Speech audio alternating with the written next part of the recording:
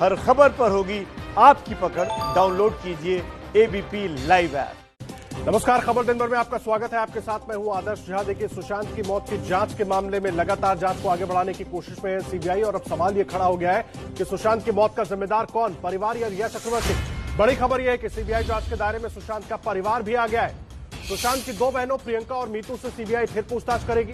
सुशांत के जीजा और आईपीएस अधिकारी ओपी सिंह से भी पूछताछ हो सकती है, और आरएमएल अस्पताल के डॉक्टर तरुण कुमार से भी पूछताछ होगी। सीबीआई आत्महत्या के लिए उकसाने यानी धारा 306 के तहत जांच करेगी। सुशांत और उसके रिश्तेदारों के बीच हुए कुछ व्हाट्सएप मैसेज को सीबीआई संदेह के दायरे में देख रही है।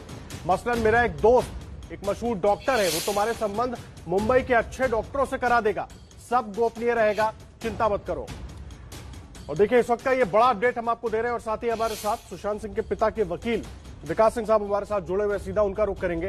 विकास सिंह जी, ये बड़ा अपडेट आ रहा है, परिवार से फिर पूछताछ करेगी सीबीआई। बहन प्रियंका, मीतू, जीजा ओपी सिंह से भी पूछताछ हो सकती है। व्हाट्सएप चैट को आधार बनाकर परिवार भी दायरे में आ रहा है क्या जांच के? नहीं, देखिए, ऐसा है ना कि आपको याद होगा, ये एक एफआईआर रिया चक्रवर्ती ने भी दर्ज कराया था। तो वो एफआईआर अभी तक सीबीआई में ट्रांसफर हुआ था, लेकिन सीबीआई ने इन्वेस्टिगेशन स्टार्ट नहीं किया था। तो उस एफआईआर को, चूंकि एफआईआर दर्ज है, तो कानूनी तौर पर उसको आगे बढ़ाना पड़ेगा। इसलिए अभी उसका एफआईआर चूंकि अब सीबीआई के आईओ के पास पहुंच गया है, तो इसलिए उसको अपना एक खानापूर्ति तो करनी पड़ेगी ना उस एफआईआर के दर्ज होने के बावजूद।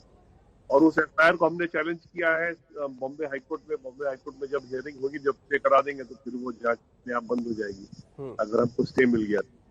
तो इसलिए वो एक रूटीन चीज है, क्योंकि दो एफआईआर दर्ज है, और एफआईआर सुप्रीम कोर्ट के आदेश के मुताबिक दोनों एफआईआर को इन्वेस्टिगेट करना है। अगर कोई दूसरा एफआईआर दर्ज हो, उसको भी इन्वेस्टिगेट सीबीआई को ही करना है।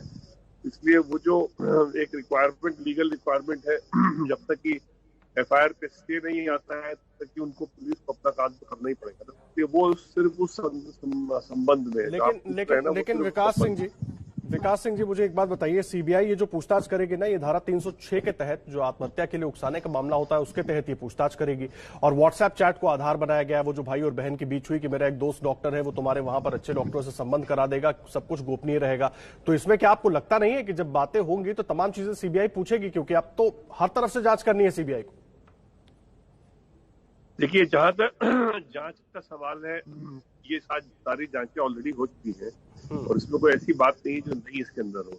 लेकिन जहां तक व्हाट्सएप चैट का सवाल है, तो जब आदमी एक परेशान होता है और कोविड का टाइम चल रहा होता है, तो घबराहट में क्या क्या दवाइयां उसको दी जा सकती है या नहीं दी जा सकती है, इस पे अगर चर्चा चल रही है, और उस चर्चा में कोई डॉक्टर अगर मदद करता है, तो उससे कोई क्रिमिनलिटी उस पर नहीं है, बिल्कुल भी। लेकिन आपको, जैसा मैंने पहले बताया, कि ये एफआईआर दर्ज इन्होंने, रिया चक्रवर्ती ने करा दिया था अपने मुंबई पुलिस के कनेक्शन के द्वारा। तो वो जो एफआईआर दर्ज हो गया है, अब उसको नेचुरली उसका जब तक कि उसको या तो क्लोजर करेंगे, मान लीजिए अगर हमसे पूछताछ करके फिर फाइनली क्लोजर रिपोर्ट डालेंगे, लेकिन एफआईआर को तो ऐसे छोड़ नहीं सकता ना सीबीआई, उनको करना तो पड़ेगा उसके ऊपर कुछ ना कुछ कार्रवाई। इसलिए वो सिर्फ उस कॉन्टेक्स्ट में है, उससे ज्यादा इसमें आप कुछ भी ना पढ़े, ज्यादा कुछ है भी नहीं इस केस में। मान लीजिए आपको कोई ऐसी परिस्थिति आपकी क्रिएट करे कि आपके पास सुसाइड करने के सिवा कुछ भी ना हो, ऐसा तो उस एलिगेशन में भी नहीं है। पहली बात, उस एलिगेशन में ऐसा कुछ भी नहीं है जो कि सुसाइड करने पे मजबूर करे किसी को। तो आप ये कह रहे हैं परिवार शक के दायरे में नहीं है? ये जो पूछताछ होगी, ये रूटीन पूछताछ होगी, परिवार शक के दायरे में नहीं है? बिल्कुल भी नहीं है। रिया चक्रवर्ती एक खुद एक्यूज है, और एक्चुअली जो जो सुप्रीम कोर्ट का जो ऑर्डर था, वो सिर्फ ये था कि अगर मुंबई पुलिस अपने जांच में अगर उसको कोई और केस दर्ज करना होगा, तो वो केस भी सीबीआई ही करेगा। तो इसलिए उसका फायदा उठा करके रिया ने एक और एफआईआर दर्ज करा दिया है। एक्चुअली रिया के लिए एफआईआर दर्ज कराने का ये ऑर्डर था, वो सेंटेंस था भी नहीं। जहां तक रिया का सवाल है, रिया अपने स्टेटमेंट में, 162 के स्टेटमेंट में सीबीआई को कह सकती थी कि देखिए, मेरे वजह से नहीं हुआ, ये इनकी बहन की वजह से हुआ, और ये दवाइयां खाने से हुआ, और वो सीबीआई के इन्वेस्टिगेशन में ऑटोमेटिकली आ जाता है। इसलिए ये जो इन्होंने दोबारा एफआईआर दर्ज कराया ना, ये बिल्कुल गैर कानूनी है, बिल्कुल इलीगल है। लेकिन अभी तक हमने इसलिए इस पे कोई कार्रवाई नहीं ली थी, क्योंकि अभी तक सीबीआई के पास वो दर्ज होके आया ही नहीं था। अब दर्ज होके चूंकि आ गया है, तो उस पर हम लोग कार्रवाई लेंगे बहुत जल्दी, आपको बहुत जल्दी पता चलेगा। तो क्या करने का विचार कर रहे हैं आप लोग इस पर? वो तो आपको जब ऑर्डर होगा कोर्ट का तब पता चलेगा। मुझे एक बात बताइए, कई तरह की बातें सामने आ रही हैं, खास करके जब रिया ने एफआईआर करा दी, काउंटर एफआईआर, उसके बाद कई सवाल उठने लगे कि परिवार का भी दबाव था सुशांत के ऊपर, सुशांत के 2 बैंक अकाउंट्स थे, उसमें बहनें नॉमिनीज थी, इसको लेकर भी विवाद चल रहा था, कुछ इस तरह की बात भी है क्या? इसीलिए सीबीआई पूछताछ करेगी क्या? देखिए, बहनें जो नॉमिनी थी वो तो सुशांत का इंटेंशन था ना, लेकिन आज तक जो पैसा बैंक से पड़ा है किसी बहन ने पैसा को टच तक नहीं किया है। और इनफैक्ट बहनों ने क्लियर लिख दिया है कि हमको इसको पैसे को नहीं लेना, ये सिर्फ पिताजी के पास जाएगा, लीगल है उनके पिताजी ही है। इसलिए ये सब खाली बोलने वाली बात है। वो उनको अगर और अपने एक काउंटर जो है वो एक ऑफेंसिव बनाना चाह रही है, जो कि किसी हाल में नहीं बन रहा है इस केस में। लेकिन चूंकि उनका मुंबई पुलिस उनकी बात को ऐसे सुनता है जैसे लगता है उनके अपने एम्प्लॉइज हो, तो मुंबई पुलिस ने उनको ऑब्लाइज किया इस तरह का एफआईआर दर्ज करके। अगर कोई रेगुलर पुलिस होता जो एक सही तरीके से इन्वेस्टिगेट करता होता तो इस तरह का कभी एफआईआर दर्ज हो ही नहीं सकता था, खास करके एक एक्यूज प्राइम एक्यूज के कहने पे। तो इसलिए ये जो है ये बिल्कुल ही मतलब एक क्या कहा जाए उसको, एक डिफ्लेक्ट करने वाली बात है कि किसी को मेन मुद्दे से हटा करके साइड के मुद्दे में डालने की विकास सिंह जी, अगला सवाल जो है मेरा बहुत अहम है और आप भी ये सवाल उठा चुके हैं प्रेस कॉन्फ्रेंस करके कि आखिर जांच में या सुशांत की हत्या या मौत, इसको उजागर करने में सीबीआई को इतनी देर क्यों हो रही है?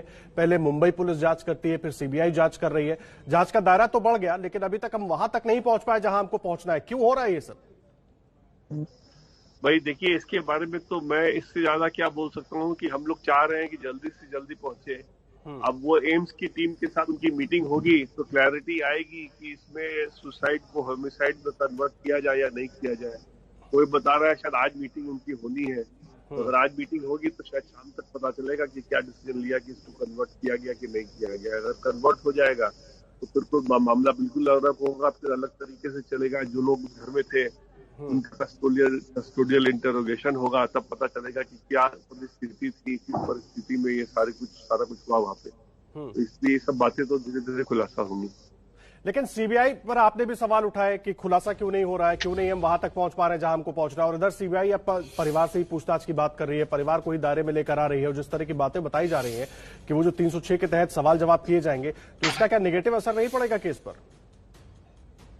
आप बार बार एक ही चीज को पूछ रहे हैं, मैं बार बार आपको दोबारा उसी तरह से बताऊंगा। सीबीआई कोई बहनों पे आरोप नहीं लगा रही है। आप इसको समझे, या तो आप समझना चाह नहीं रहे हैं, या जी मैं इसीलिए चाह रहा हूं कि आप हमारे दर्शकों को बेहतर तरीके से समझाएं इसको।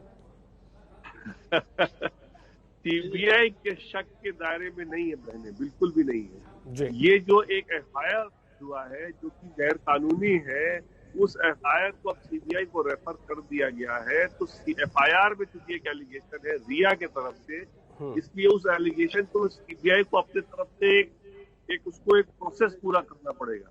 लेकिन आप एक चीज बड़े किस तरीके से समझ लीजिए, अगर परिवार का एफआईआर अगर 306 का रिया के ऊपर है और साथ साथ 306 का एफआईआर रिया का बहनों के ऊपर भी चलेगा, तो दोनों एफआईआर एक साथ नहीं चल सकती ना। तो सीबीआई को तो कुछ अपनी तरफ से जांच करके एक एफआईआर को क्लोज करना पड़ेगा ना, अपने एक्सेस स्टेटस में तो क्लोज नहीं कर सकते। इसलिए वो एक बार बार आप कह रहे हैं सीबीआई के शक के दायरे में नहीं है। एक एफआईआर जो दर्ज हो गया है उसमें चूंकि इस तरह का एलिगेशन है, उस एफआईआर को अपने तरीके से कानूनी तौर पे उसको डील करके उसको क्लोजर दिया जाए, या उसको क्या उसमें अल्टीमेटली होना है उसको करने के लिए सीबीआई को अपना जो कार्रवाई करनी होगी वो उस कार्रवाई की आप बात कर रहे हैं सिर्फ, ना कि सीबीआई की तरफ से कोई ऐसा कोई पाया गया है कि मैंने उसमें आरोपी किसी तरह से भी। मुझे एक बात बताइए, बार बार सवाल यही उठ रहा है, आपने भी ये सवाल उठाया और मैंने भी आपसे ये सवाल पूछा कि जांच में देरी क्यों हो रही है। उसमें उस वक्त जब बातचीत हो रही थी, आपने प्रेस कॉन्फ्रेंस की थी, उसमें आपने कुछ पॉलिटिकल कारण भी गिनाए थे कि अगर ऐसा हो जाता है तो जांच जो है वो शायद दूसरी दिशा में चली जाएगी, और उसके बाद महाराष्ट्र में कुछ मीटिंगें भी हो जाती हैं। कैसे देख रहे हैं इसको? भाई देखिए, मैंने तो अपने प्रेस कॉन्फ्रेंस में किसी ने मेरे से पूछा कि आप इसको पॉलिटिकल देख रहे हैं क्या, तो मैंने उसके जवाब में कहा, मेरा वो एलिगेशन नहीं था, मैंने उसके जवाब में कहा अगर महाराष्ट्र की सरकार बदलती है और बीजेपी शिवसेना अगर फिर से कंबाइन करते हैं जी, तो जरूर कुछ न कुछ पब्लिक के दिमाग में आएगा कि कहीं ना कहीं इसको स्लो किया गया इसी पर्पस के लिए जी। लेकिन मेरे को पूरा उम्मीद है कि ऐसा कुछ होगा नहीं। मेरे को पूरा उम्मीद है कि सीबीआई इसको अपने अंजाम तक लेके जाएगी और सुशांत के परिवार को पूरी तरह से जस्टिस मिलेगा। अब जो डिले हो रहा है वो तो अलग बात है, लेकिन डिले होने के लिए तो हम लोग हमारे हाथ तो नहीं है। बिल्कुल विकास सिंह जी, सब इंतजार कर रहे हैं कि न्याय जरूर होना चाहिए इस पूरे मामले में, सुशांत को इंसाफ जरूर मिलना चाहिए। बहुत धन्यवाद हमारे साथ जुड़ने के लिए, पूरी बातचीत करने के लिए विकास सिंह जी।